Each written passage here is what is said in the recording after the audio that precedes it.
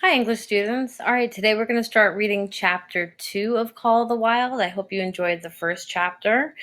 Um, One of the things that you're going to want to keep in mind is that we're taking somebody like Buck, who was a domesticated dog, which means he lived with people, and he's suddenly been kidnapped and thrown into the wild.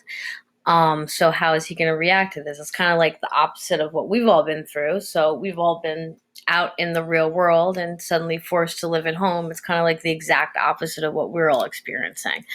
The word primordial means wild or uncivilized, and peril means danger. So I'm going to read this to you, and we're going to kind of stop and talk about some of the ideas in it as we read along. All right, so read along with me. All right, so chapter 2, part 1 is called The Law of Club and Fang. So Buck's first day on the Dyea beach was like a nightmare. Every hour was filled with shock and surprise. He had been suddenly jerked from the heart of civilization and flung into the heart of things primordial or wild. No lazy sun-kissed life was this, with nothing to do but loaf and be bored. Here was neither peace nor rest nor a moment's safety. All was confusion and action, and every moment life and limb were in peril. There were imperative need to be constantly alert, for these dogs and men were not town dogs and men. They were savages, all of them, who knew no law but the law of club and fang. Now, poor Buck, if you think back to when he lived with the judge, he lives in a house where he is king of all the dogs. There's many other dogs around, but they all see him as top dog or alpha dog. Out here, he's with very dangerous, very tough dogs that have been living in the wild far longer than him and are used to dealing with these dangerous, uncivilized men. He had never seen dogs fight as these wolfish creatures fought, and his experience taught him an unforgettable lesson. It is true, it was a vicarious experience, else he would not have lived to profit by it. Vicarious is where you see something happen to somebody else and you learn a lesson. Say somebody fools around in class and they get kicked out, you vicariously learn that not to behave that way, not to throw the marker across the room, or you'll also get kicked out of class. So it's learning by the experience of others. Curly was the victim. They were camped near the log store, where she, in her friendly way, made advances to a husky dog the size of a full-grown wolf, though not half so large as she. There was no warning, only a leap in like a flash, a metallic clip of the teeth, a leap out equally swift, and Curly's face was ripped open from eye to jaw. It was the manner of fighting to strike and leap away, but there was more to it than this. 30 or 40 huskies ran to the spot and surrounded the combatants in an intent and silent circle. Buck did not comprehend the silent intentness, nor the eager way for which they were licking their chops. Curly rushed her antagonist, who struck again and leaped aside. He met her next rush with his chest in a peculiar fashion that tumbled her off her feet, and she never regained them. This was what the onlooking huskies had waited for. They closed in upon her, snarling and yelping, and she was buried, screaming with agony, beneath the bristling mass of bodies. So sudden was it, so unexpected, that Buck was taken aback. He saw Spitz run out his scarlet tongue in a way he had of laughing, and he saw Francois, swinging an axe, spring into the mess of dogs. 3 men with clubs were helping him to scatter them. It did not take long. In 2 minutes from the time Curly went down, the last of her assailants were clubbed off. But she lay there, limp and lifeless, in a bloody, trampled snow, almost literally torn to pieces, the smart half-brood standing over her and cursing horribly. This scene often came back to Buck to trouble him in his sleep. So was the way. No fair play. Once down, this was the end of you. Well, he would see to it that he never went down. Spitz ran out of his tongue and laughed again, and from that moment, Buck hated him with bitter and deathless hatred. All right, so let's stop for a second. What's this lesson that Buck learns for how to act towards the other dogs? What happens once you go down? Once Curly went down, all the other dogs swarmed like a pack of wolves and tried to take Curly out. The only reason Curly didn't completely get finished off is because the men interfered and came in with the clubs and started beating the dogs off. So, one of the things that Buck learns is don't go down. Once you go down, you are not coming back up. And the other thing is he hates Spitz with a passion. This is his nemesis or personal enemy. All right, let's start. Hold on one second. Where did it go? The bristling bodies. Hold on a second. There we go. Before he had recovered from the shock caused by the tragic passing of Curly, he received another shock.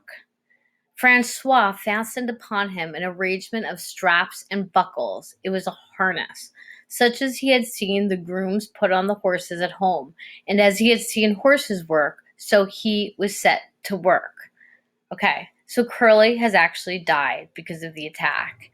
And now the next shock that Buck is going to have is that sled dogs are treated like horses. So just as you would put all kinds of equipment on top of a horse to ride a horse or have the horse draw a wagon or a cow, and now this is going to be humiliating for Buck because he has seen farm animals do this, and this is going to sorely hurt his ego. All right, so it was a harness such as he had seen the grooms put on the horses at home, and as he had seen horses work, so he has set to work hauling Francois on a sled to the forest that fringed the valley and returned with a load of firewood. Though his dignity was sorely hurt by thus being made a draft animal, he was too wise to rebel. He buckled down with a will and did his best, though it was all new and strange. Francois was stern, demanding instant obedience, and by virtue of his whip, receiving instant obedience, while Dave, who was an experienced wheeler, that's a role on the sled dog team, nipped Buck's hindquarters whenever he was in error. So Dave is kind of like biting at him and correcting him. Spitz was the leader, likewise experienced, and while he could not always get at Buck, he growled sharp reproof now and again, or cunningly threw his weight to the traces to jerk Buck into the way that he should go. Buck learned easily, and under the combined tuition of his two mates and Francois made remarkable progress. Ere they returned to camp, he knew enough, that means ere means before, they returned to camp, he knew enough to stop at the hoe and go ahead at mush, and to swing wide on the bends, and to keep clear of the wheeler when the loaded sled shot downhill at their heels. So think about how scary this is. Sometimes when they go like downhill, so if you're in this pack of sled dogs, you have to go really fast or that sled's going to catch up and plow you down. Truly very good dogs, Francois told Perrault. That Buck, him poor like hell. I take him quick as anything. This is very hard for me to pronounce, and this dialect is basically saying that Buck can pull like hell, meaning really strong, and he's quick as anything. So this is a compliment for Buck. By afternoon, Perrault, who was in a hurry to be on the trail with his dispatches, returned with two more dogs, Billy and Joe, he called them, two brothers and two huskies both. Sons of the one mother they were different as night and day. Billy's one fault was his excessive good nature, while Joe was the very opposite, sour and introspective. Excuse me. So Joe has a perpetual snarl and a malignant eye. Buck received them in camaraderie or friendly fashion. Dave ignored them, while Spitz proceeded to thrash first one and then the other.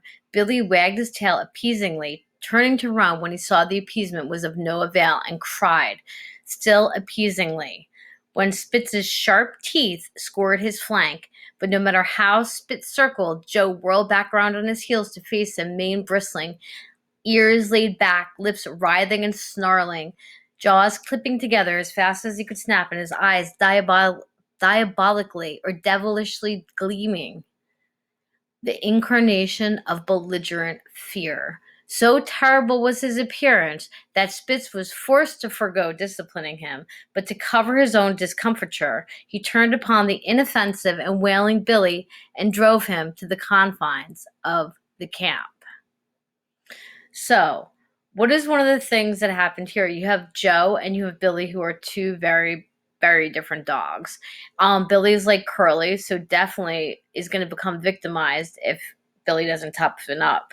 But Joe can totally hold his own and scares Spitz off and is like, "You're not bothering me. Like, get out of here." So we're gonna have to see how these two do as they go through. All right. And so notice, like a typical bully, Spitz can't get a hold of Billy. I'm sorry, Spitz can't get a hold of Joe to punish him, so he decides to take all his anger out on Billy, the weaker dog. By evening, Perot secured another dog, an old husky, long and lean and gaunt. Gaunt means skinny, with a battle-scarred face and a single eye which flashed a warning of prowess that commanded respect. He was called Solex, which means the angry one, and like Dave, he asked nothing and gave nothing, expected nothing, and when he marched slowly and deliberately into their midst, even Spitz left him alone. He had one peculiarity which Buck was unlucky enough to discover. He did not like to be approached on his blind side. Of this offense, Buck was unwittingly guilty, and the first knowledge he had of his indiscretion was when Solex whirled upon him and slashed his shoulder to the bone for 3 inches up and down. Forever after, Buck avoided his blind side, and to the last of their comradeship had no more trouble. His only apparent ambition, like Dave's, was to be left alone. Though as Buck was afterward to learn, each of them possessed one other and even more vital ambition. All right, so take a guess. What do you think that ambition or desire would be? And keep that in the back of your mind. That night, Buck faced the great problem of sleeping. The tent, illumined by a candle, glowed warmly in the midst of the white plain, and when he, as a matter of course, entered it, of course, right? Like he's used to being at the judges, he's used to sleeping with people and being part of a family. He assumes this is where I'm going to sleep. But no, when he, as a matter of course, entered it, meaning like because he thinks he should. Both Perot and Francois bombarded him with curses and cooking utensils till he recovered from his consternation or anxiety and fled ignominiously, which means disgraced, into the outer cold. A chill wind was blowing that nipped him sharply and bit with a special venom into his wounded shoulder, and he lay down on the snow and attempted to sleep, but the frost soon drove him shivering to his feet. Miserable. And now he's from California. He's never experienced snow. He's never experienced the cold. He does not know what to do. He's not a wild or savage or primitive animal. He's used to being, a spoiled family dog. So let's see how he solves the problem. He lay down on the snow and attempted to sleep, but the frost soon drove him shivering to his feet, and miserable and disconsolate, he wandered among the many tents, only to find that one place was as cold as another. Here and there savage dogs rushed upon him, but he bristled his neck hair and snarled, for he was learning fast, and they let him go his way unmolested. Finally, an idea came to him. He would return to see how his own teammates were making out. To his astonishment, they had totally disappeared. Again he wandered about through the great camp. Looking for them. And again he returned. Were they in the tent? No. They would have been driven out like him, right? So where did they go?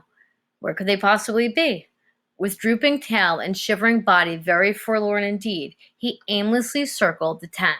Suddenly the snow gave way beneath his forelegs and he sank down. Something wriggled under his feet. He sprang back, bristling and snarling, fearful of the unseen and unknown, but a friendly little yelp reassured him, and he went back to investigate. A whirl of warm air ascended to his nostrils, and there curled up under the snow in a snug little ball lay Billy. He whined placatingly, squirmed and wriggled to show his goodwill and intentions, and even ventured, as a bribe of peace, to lick Buck's face with his warm, wet tongue. God, that dog is so sweet. Okay, so this is where we're going to stop for the day. I'm going to create an online quiz for you to do where you can just plug the answers right in. I think we're going to do another multiple choice for this one. So after you complete this lesson, you can go on and take the online quiz, and then we'll read chapter 2, part 2 in the next lesson. And one of the things to see is how adaptable Buck is, really. All of us learn by watching other people, especially social cues. And Buck, fortunately, is very smart on top of being very strong and large. So he has the physical ability to keep up. He just has to learn very quickly how he's going to survive with these other animals. So again, I miss you guys. I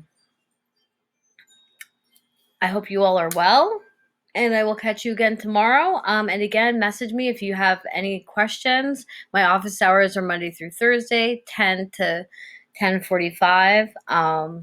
Come join, send me a message if you want me to add you to the class. Okay, thanks a lot. Have a great day.